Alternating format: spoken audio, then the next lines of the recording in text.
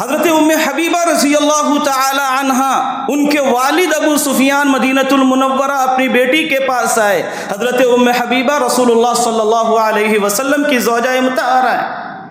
اپنی بیٹی کے پاس ان کے والد آئے، بستر پر بیٹھنے لگے۔ حضرت ام حبیبہ نے کہا اپنے والد سے کہ والد صاحب تھوڑی دیر رک جائیے، میں بستر سمیٹ دیتی ہوں۔ بستر کو سمیٹا، پھر کہا کہ آپ بیٹھیے۔ والد نے تعجب سے پوچھا کہ بیٹے کیا یہ بستر میرے لائق نہیں ہے یا میں اس بستر کے لائق نہیں ہوں؟